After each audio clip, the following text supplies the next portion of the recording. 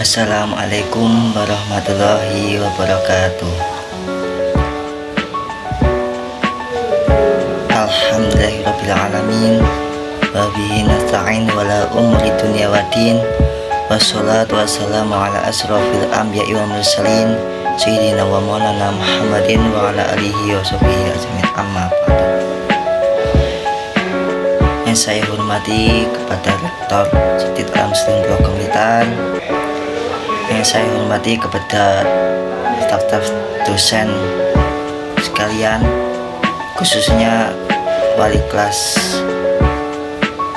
yaitu Bu Rizka Kumala selaku menjadi pendamping wali kelas PAI semester 3 2020, serta tidak lupa teman-teman mahasiswa yang berbahagia.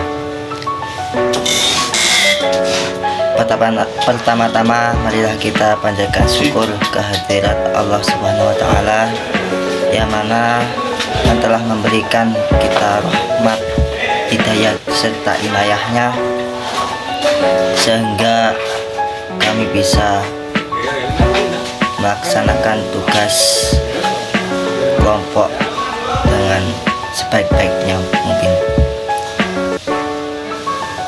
Kedua kalinya marilah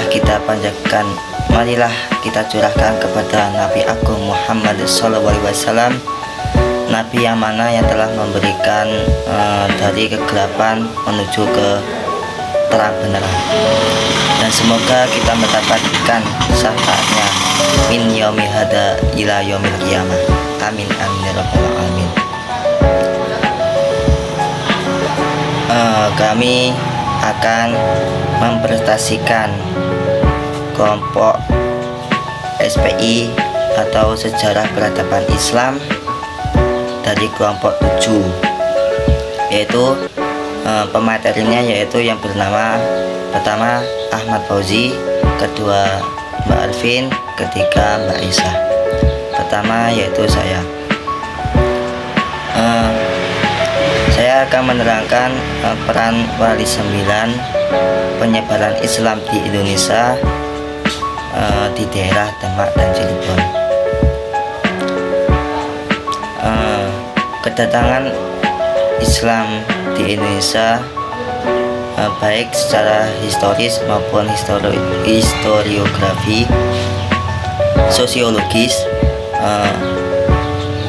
bahwa kenyataan kedatangan Islam dilakukan secara damai, yaitu lewat pedagang, para dai, dan dilanjutkan para sufi-sufi.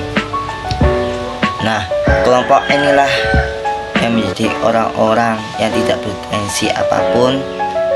Selain itu bertanggung jawab dan kewajiban dalam mengajarkan agama Islam tanpa pamrih. Kedatangan agama Islam di Indonesia sekitar abad 14 sampai 15 Masehi. Dalam sebuah historiografi tradisional yang menyatakan bahwasanya letak kerajaan di Demak di sekitar pesisir utara Pulau Jawa. Nah, disitulah pemukimannya subur, indah, dan alami. Pemukiman tersebut dimukimi oleh seorang pemukiman Muslim, seorang wali yaitu bernama Raden Rohmat atau Sunan Ampel. Raden Patah merupakan putra dari Majapahit yaitu Brawijaya tahun 1468 sampai 1478 Masehi. Raden Patah putri ibunya yaitu putri dari Kampa yaitu dari Cina. Demak didirikan pada tahun 1468 sampai 1478 Masehi. Di Demak merupakan pusat ilmu pengetahuan Islam yang sangat pesat dan menjadi agama Islam yang damai di daerah tersebut. Karomah Raden Patah merupakan sakti atau wali yang diberikan karomah oleh Allah langsung. Salah satunya yaitu Raden Patah mampu berjalan di atas air sungai.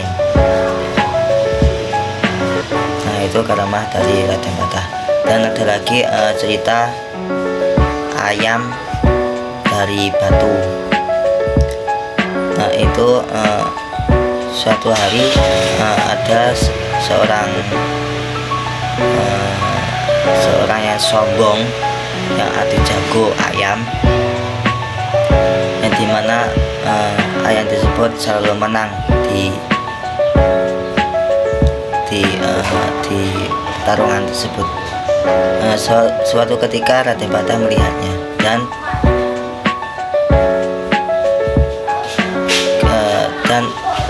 orang tersebut sombong atas kemenangan tersebut, padahal kemenangan itu lewat izin Allah SWT. Dan kemudian tersebut Raden Patah ditantang oleh rakyat, dan Raden Patah mau untuk adu jago agar orang tersebut sadar bahwasanya yang menang itu adalah Allah SWT.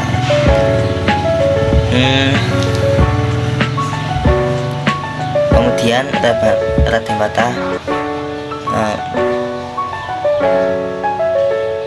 menjadikan ayam dari batu dan untuk diadu jagokan kepada ayam yang sombong tersebut.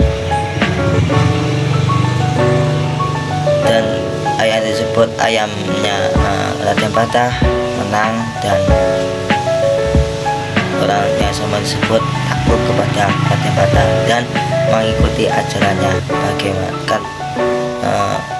saking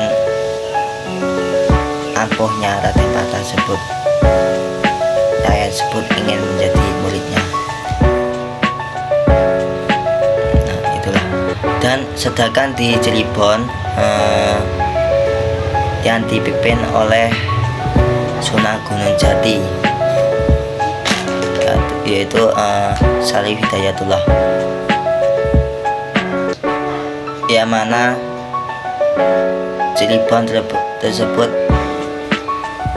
kerajaan di pinggir pantai yang sangat alami dan ekonomi terasi yang sangat besar. Saat Syarif Hidayatullah ingin merantau di kerajaan Galuh, dia dituturi oleh ibunya, ingin menjadi cita-cita negeri, ingin mendirikan negeri yang indah. Nah, di situ ketika Syarif Hidayatullah sudah besar, merantau di kerajaan Galuh, yang mana kerajaan Galuh yang dipimpin oleh Prabu Cakraningrat. Dia seorang yang sombong, kerajaan yang sombong, dan dia ingin selalu menang di hadapan orang-orang tersebut. Suatu hari Syarif Hidayatullah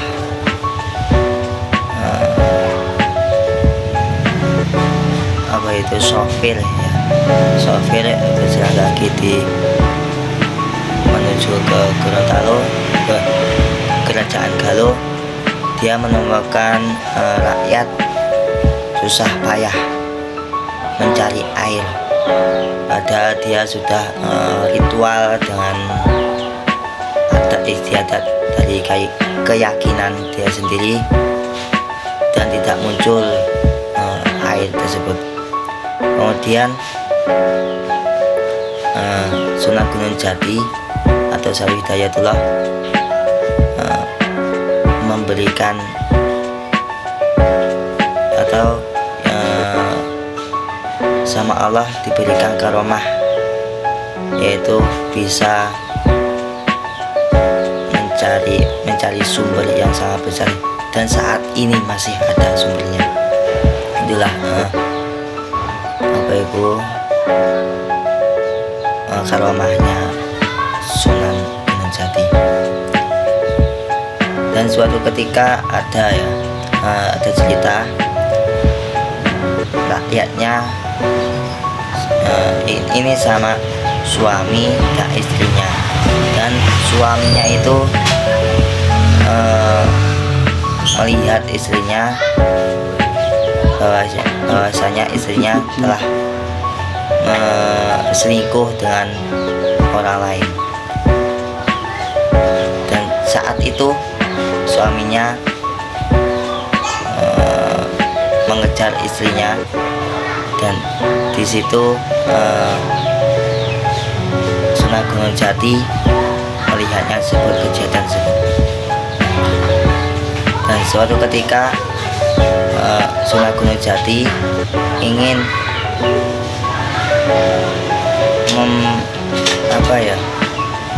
ingin menjelaskan bahwasanya istrinya tidak bersalah, padahal di situ sudah jelas istrinya telah selingkuh dengan suaminya. Di situ Sunan Gunung Jati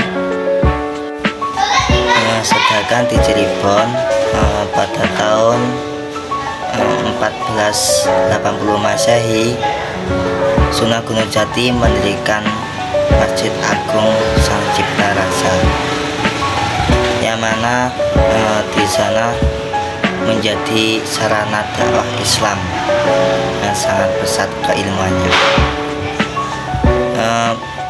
Kemudian pada tahun 1528 Masehi, kerajaan di Cirebon diserahkan kepada Pangeran Pasarian, putra dari Syarif Hidayatullah dengan Nyimas Tepasari. Karomah dari Sunan Gunung Jati, dia sangat ingin cita-citanya itu tercapai.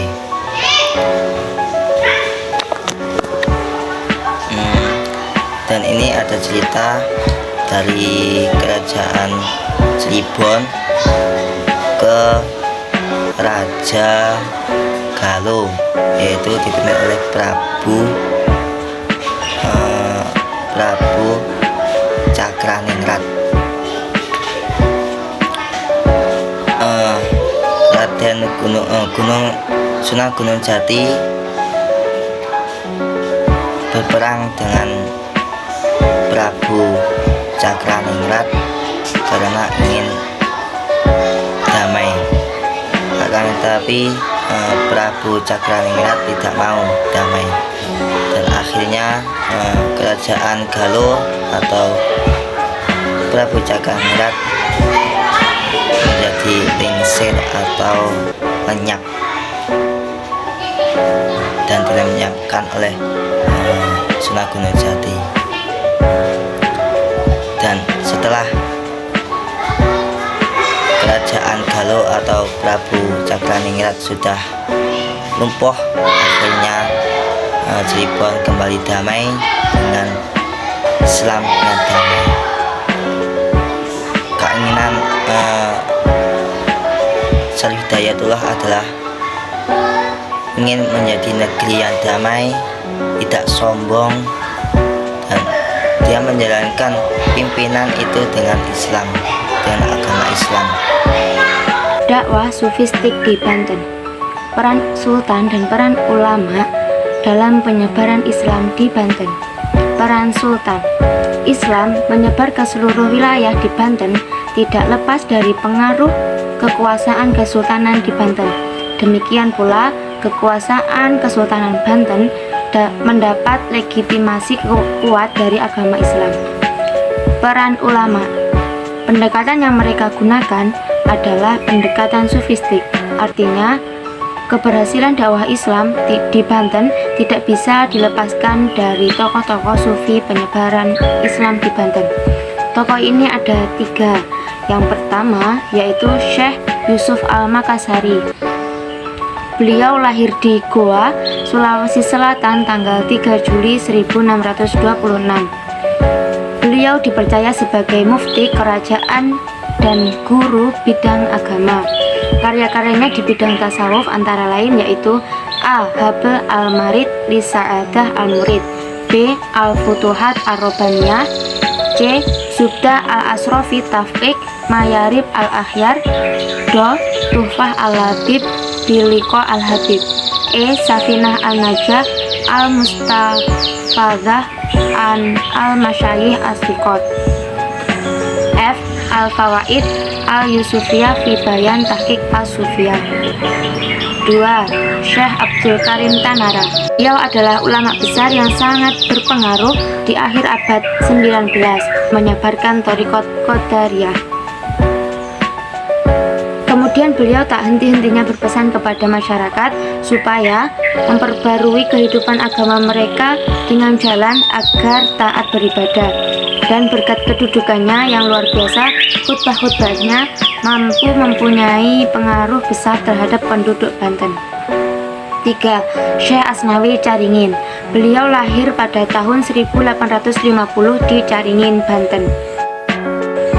Makam Kiai Asnawi yang juga digelari Kiai Agung Caringin sampai sekarang dijuluki sebagai makam keramat. Di tengah kegigihan usahanya menyebarkan ajaran Islam bersama ulama-ulama lainnya, pada 1883 Caringin dan daerah sekitarnya ditimpa bencana tsunami yang meluluh lantakan sebagian wilayah Banten dan Caringin pun tenggelam. Caringin pun berubah menjadi kampung kecil dengan sisa penduduk. Kemudian beliau bersama warga yang masih tersisa berusaha membangun Caringin dari puing-puing kehancurannya. Beliau membangun kembali Masjid Caringin, membangun rumah, dan juga mendirikan pesantren. Demikianlah dakwah sufistik yang dilakukan para ulama Banten tempo dulu. Dengan contoh teladan dan berbagai kelebihan yang mereka miliki, khususnya pengetahuan agama, mereka menjadi panutan masyarakat. Lewat jaringan tarekat yang dibangunnya inilah dakwah dengan cepat menyebar. Dengan tarekat pula, mereka sanggup menggerakkan masyarakat untuk membela kepentingan tanah air dan agamanya dari cengkraman kolonial. Proses masuknya Islam Kerajaan Goa. Kerajaan Goa sebelum Islam. Sebelum masuknya agama Islam ke Kerajaan Goa, penduduk telah mengenal dan menganut kepercayaan asli, yaitu animisme dan juga dinamisme. Dalam kerajaan ini terdapat beberapa pergantian kerajaan, kurang lebih ada 9 pergantian. Yang pertama yaitu Raja Tomanurung adalah raja pertama dalam silsilah kerajaan di Goa. Yang kedua yaitu Raja Goa 10, Karaeng Toni Palangga, memerintah pada tahun 1512 sampai 1546. Yang ketiga yaitu Satu Pakere. Kemudian dilanjutkan yang keempat yaitu Daeng Matanre atau dikenal dengan Karaeng Tompas Risik sebagai Raja Goa ke-9 yang memerintah pada awal abad ke-16. Kemudian yang kelima yaitu Satu Mariogau Daeng Bonto Karaeng Lakiung Toni Palangga Ulaweng, memerintah pada tahun 6 sampai 1565 sebagai Raja Goa ke-10. Yang kemudian yang keenam yaitu Toni Bata memerintah pada tahun 1565 sebagai Raja Goa ke-11. Yang ketujuh yaitu Raja Goa ke-12 yaitu Raja Manggorai Daeng Mameta Karaeng Bontolangkasa Tonijalo atau biasa dipanggil Raja Tonijalo, memerintah pada 1565 sampai 1590. Yang ke-8 yaitu Satu Tepuk Karaeng Daeng Parambu sebagai Raja Goa ke-13, memerintah pada tahun 1590 sampai 1593. Yang terakhir ke-9 yaitu Satu Mangarangi Daeng Manrabia Sultan Alauddin sebagai Raja Goa ke-14, memerintah pada tahun 1593 sampai 1639. Dan disinilah Islam mulai berkembang. Kemudian Raja Sultan Alauddin merupakan Raja Goa pertama yang memeluk agama Islam. Proses Islamisasi Kerajaan Goa. Teori tentang masuk dan berkembangnya agama Islam di Sulawesi Selatan menurut J. Nurdiun ada 3 tahap. Yang pertama yaitu datangnya agama Islam. Yang kedua yaitu masuknya agama Islam. Yang ketiga yaitu penyebaran agama Islam. Tidak dapat dipungkiri bahwa yang sangat berperan penting dalam penyebaran agama Islam di Sulawesi Selatan, khususnya Kerajaan Goa, adalah kedatangan 3 mubalik atau disebut dengan Datuk Talu atau 3 datuk, yaitu 1. Abdul Makmur Khotib Tunggal, 2. Sulaiman Khotib Sulung, Jawad Khotib Bungsu. Masuknya Islam di Kerajaan Goa adalah hari Kamis tanggal 22 September 1605 bertepatan tanggal 9 Jumadil Awal 1014. Kemudian faktor pendukung dan penghambat Islam. Faktor pendukung Islamisasi dari Kerajaan Goa yaitu 1. Pangadakang, 2. Adat atau adat kebiasaan, 3. Bicara atau undang-undang, 4. Rapang atau persamaan hukum, 5. Wari atau pelampiasan sosial, 6. Yaitu sara. Yang ke-7 yaitu benteng Sombaombo. Yang ke-8 yaitu Masjid Kat. Faktor penghambat Islamisasi dari Kerajaan Goa yaitu 1. Kegemaran akan kebiasaan pra-Islam, 2. yaitu keteguhan masyarakat setempat berpegang kepada kearifan lokalnya. Terima kasih. Di sini saya akan melanjutkan presentasi dari kelompok kami dengan judul penyebaran Islam oleh Wali Songo. Yang di sini saya akan membahas tentang penyebaran Islam oleh Wali Songo di daerah Ternate Maluku dan Gawo Talo.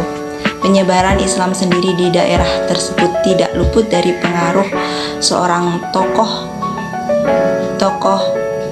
Islam, yaitu Sunan Giri, yang salah satu dari tokoh Wali Songo tersebut. Sunan Giri awalnya itu berguru pada Sunan Ampel.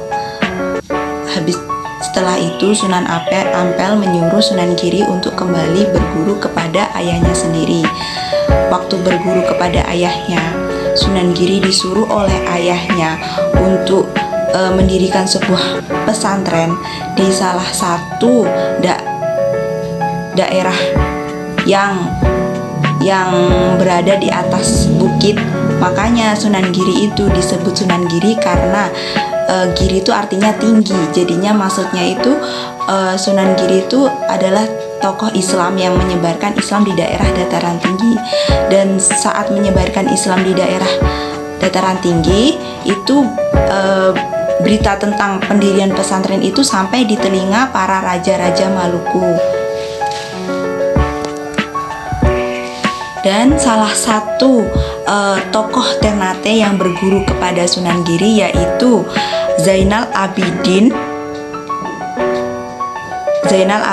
yang memiliki gelar Sultan Bawala atau Sultan Cengkeh, karena daerah Ternate itu adalah daerah yang mempunyai hasil cengkeh terbesar.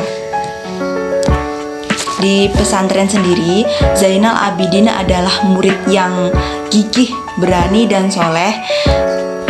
Dan setelah ayahnya meninggal, akhirnya Sultan Zainal Abidin atau itu diangkat menjadi seorang sultan di daerah tersebut. Yaitu setelah Raja Mahum meninggal, jadinya Zainal Abidin dipercaya masyarakat menggantikan posisi ayahnya. Zainal Abidin kembali dengan membawa ulama dari Jawa bernama Tuhu Bahul.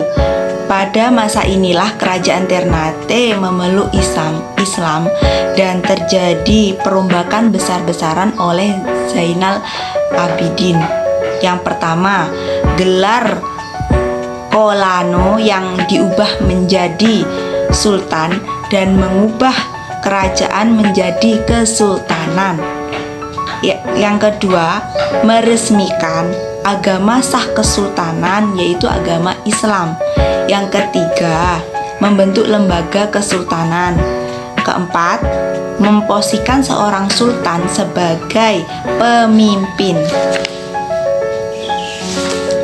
Dan kemajuan pesat Islam di Ternate sendiri tidak luput dari pengaruh Sunan Giri yang memiliki hubungan yang dekat dengan Sultan Zainal Abidin, membuat masyarakat Ternate sangat menghormati Sunan Giri. Karena berkat Sunan Giri rakyat menjadi terpukau dengan agama Islam sendiri. Sedangkan Sultan Zainal Abidin sendiri wafat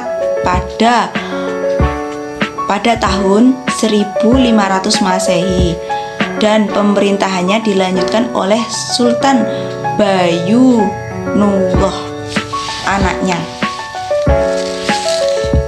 Sedangkan masuknya Islam di daerah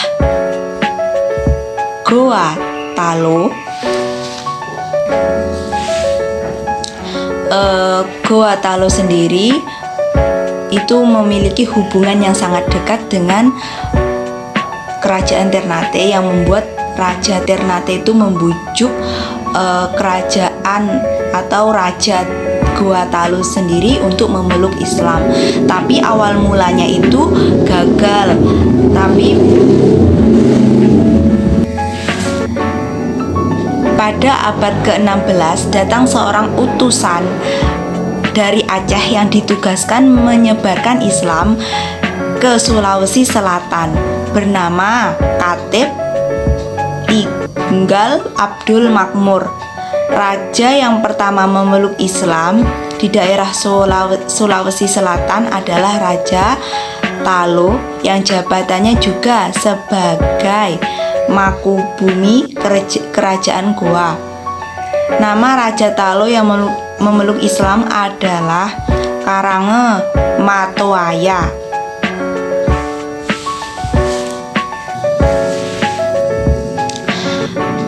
Karange Matoaya mengajak keponakannya Manggarangi Dange Manraba untuk masuk agama Islam. Setelah dua raja tersebut memasuk Islam, kerajaan Goa Talo menjadi pusat penyebaran Islam di Sulawesi Selatan. Setelah itu raja selanjutnya Goa Talo bergelar kesultanan dan diperkirakan pada abad 17 kerajaan Goa Talo telah bercorak Islam.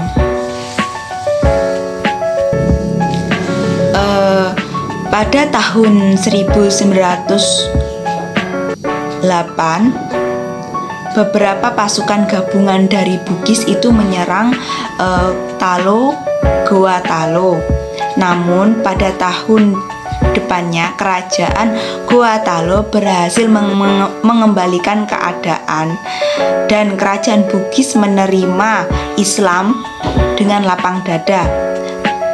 Perang Islam antara Bugis dan Goa Talo itu dinamakan Musuh A Salenggeng atau Perang Islam. Penerimaan Islam sebagai agama raja diikuti oleh rakyat-rakyatnya di Bugis. Sultan Alauddin telah membuat daerah Sulawesi Selatan memeluk agama Islam, walaupun masih ada kerajaan yang tidak memeluk Islam, yaitu Tanah Toraja. Makassar adalah pusat penyebaran Islam di Nusantara bagian timur. Walaupun Sultan Alauddin menyebarkan Islam, tapi dia mengizinkan rakyatnya yang tidak masuk Islam mendirikan gereja. Sultan Alauddin wafat pada tanggal 18 Juni 1939 Masehi. Terima kasih, cukup sekian presentasi dari saya. Apabila ada kesalahan, saya mohon maaf yang sebesar-besarnya.